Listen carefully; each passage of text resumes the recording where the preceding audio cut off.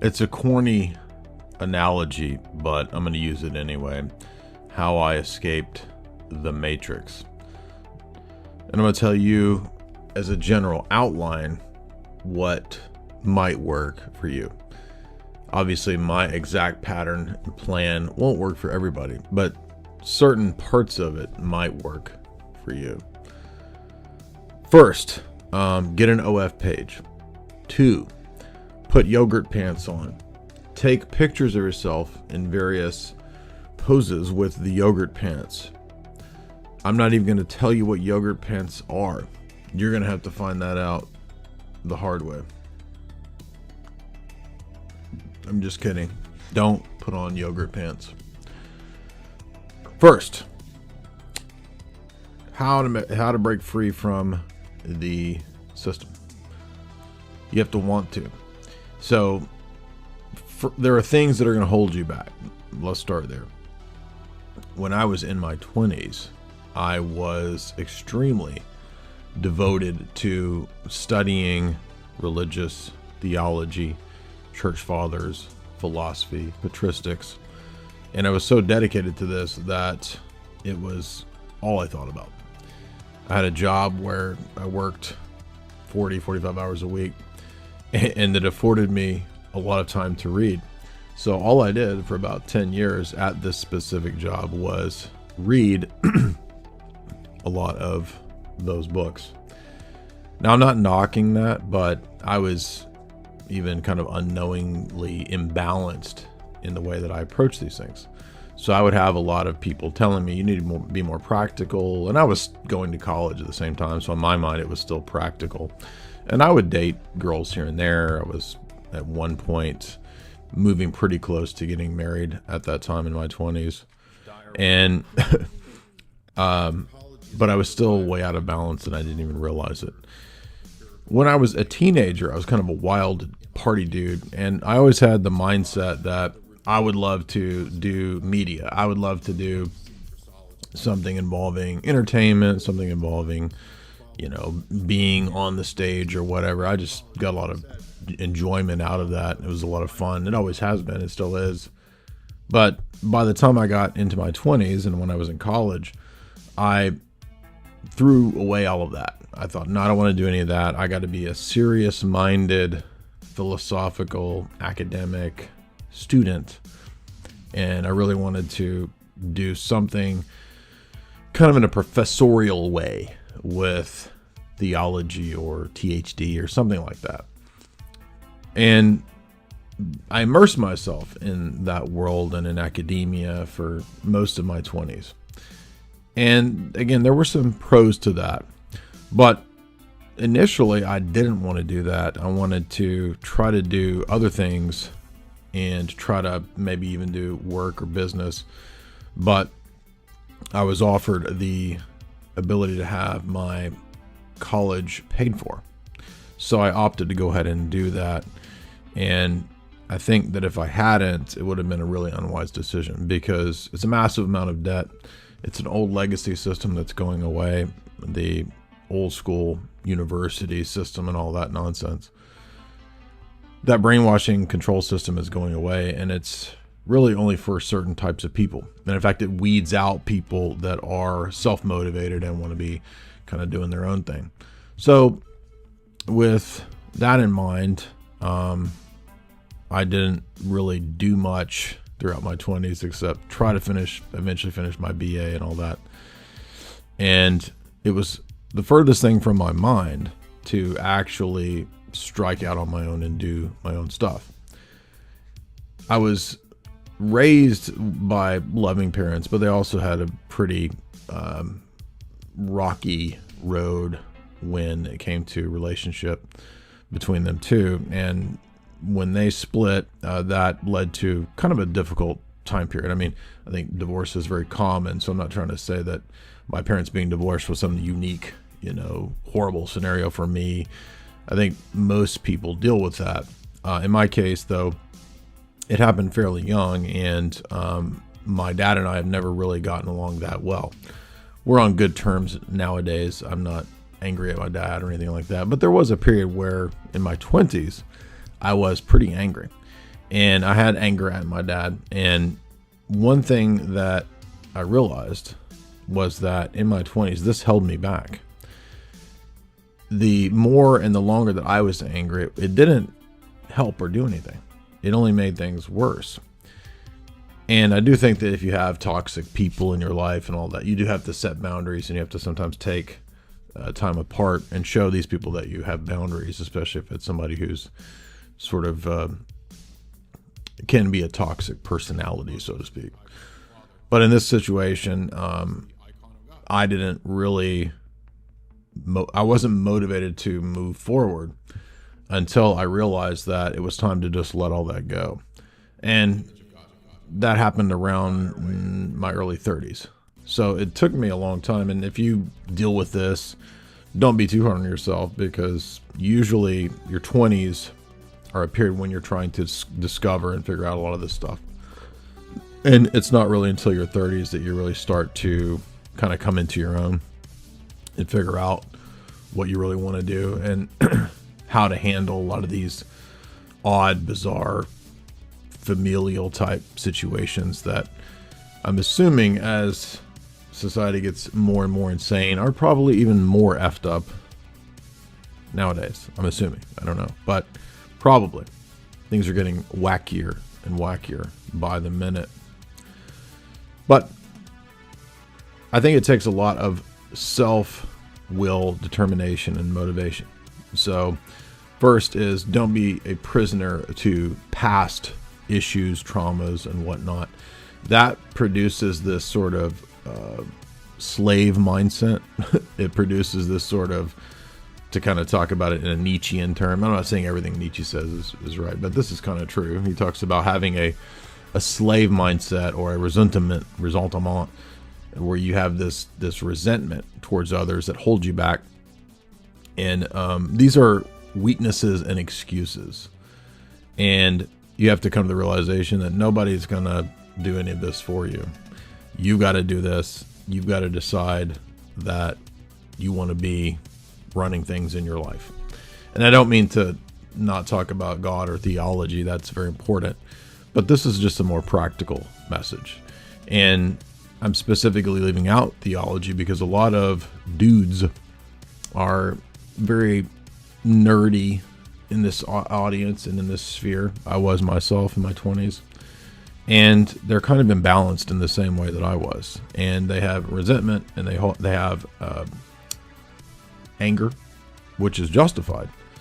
But you have to realize, again, as I did around my early 30s, that there's no point in that. It's not getting you anywhere. It's really only harming you. So you might as well let it all go. And it doesn't mean you have to constantly interact with somebody who's, toxic or difficult or a threat to your life. You set those boundaries and you move on. Because until you do, you're really only just holding yourself back. So get rid of the excuses, get rid of the weakness, the slave mindset.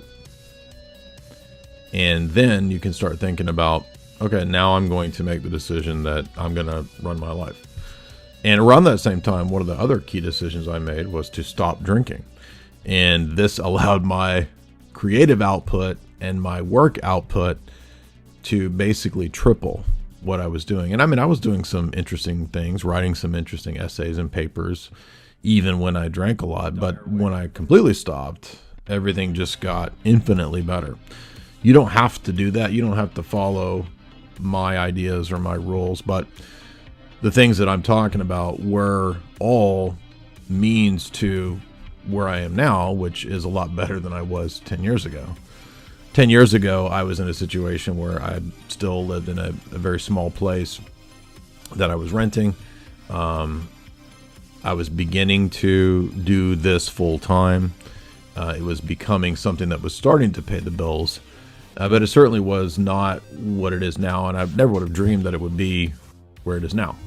And this, of course, isn't even really the main way that we've been able to sort of break free from the matrix or from the wage lifestyle. But there was a series of things that did occur, and I'll talk about a few of those, and I'm going to use this corny sort of pop psychology type thing that I guess Carl Jung or Peterson talks about. I'm just using it because it's a useful idea. I don't mean to go too far into Jungian stuff, but self-actualization, to become your own man, to take control of your life, to not always have this myriad of masks and excuses that you hide behind as to why you're not doing better. So one of those is the family issues or dynamics that, oh, my dad was mean to me, so I'm just going to be like sad and like a bitch for the rest of my life. Get over that, dude. Nobody cares about that, and you're only harming yourself. Once you realize that, you can begin to break free from it. If you have loser friends, break free from that. It may be difficult. You might be lonely for a while. At one point in my life, I had a bunch of drunkard, party, drug friends, and I was like, all right, these people suck. I'm done. So that was also a good move to make. And you'll make new friends. You'll meet new people and better quality people. And if you are, well, I'm scared of being lonely. Well, use that time that you're not with your old hard friend group to start to read and to start to master new skills and new disciplines. So think about everything as a time period in your life that's there for a reason, that's very useful. So if you're at a period in your life where you're alone, use that to engage in reading. Use that to learn some skill. If you're at a time period in your life where you're having a lot of friends, a lot of parties, whatever, right? There's going to be these different phases and times in your life. And so I think it's better to just reconcile with those times and those seasons, as the book of Ecclesiastes talks about, rather than obsessing over trying to make a time period in your life different than it is. Another thing I would say is that you should, beyond the friends, is be prepared for haters. When you want to strike out on your own, when you want to do your own thing, no matter what it is, there's going to be a bunch of haters that are going to be envious, that are going to try to pull you down. You know, they're going to try to see you not do well, and the best thing to do is to just ignore. Don't give them any time. Don't give them any attention. Move on and do your thing. And if you don't succeed at what you're trying to do, keep trying. Do something different. It's okay to, make a mistake, to experiment with various ventures. For example, early on when we tried to do this, I had some ideas about books initially, and they weren't that great of an idea. Eventually, I did start writing enough that the writing actually kind of produced the book itself. So I didn't start out with some vast, grand idea. I just sort of started doing it, and then the finished products eventually came together. But a lot of people, and I had a really good friend that was this way, he would plan very grandiose ideas, but they were so grandiose, and he was such a perfectionist that he never even started on his ideas. And they may have been great ideas. The ideas weren't necessarily bad, but the ideas were so grandiose and so perfect that it never, in many cases, came to fruition. So, beyond that, I would say getting past those hang-ups of the past, moving forward, and deciding that you want to strike out on your own is something that, again, you're going to meet you're going to have resistance when you try to do this. Not everybody can do it. It's not going to be easy. The other thing is to not think that there's going to be a shortcut. So in terms of what we've done and what I do, it took a few years to be doing it full time, but to get to a situation of being, doing well, that took about 10 years. So I would say plan for decade increments, perhaps. So perhaps you are building the thing for the first decade, and then it comes to fruition where after 10 years you're doing well, or you're making decent or whatever. In my situation, I had a job at one point where I was working the wage job, and I did the other stuff, the internet stuff, part-time. And it took several years before I was eventually able to just not do the wage stuff and do this full-time. And then years later, that compounds into eventually being able to, if we want, I don't think we will literally retire, but in a few years being able to retire.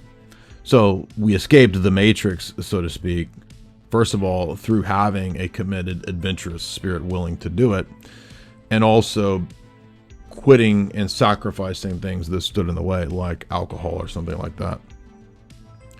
Not that that's, I mean, that may not be a setback for you. You might be somebody who has no problem with that.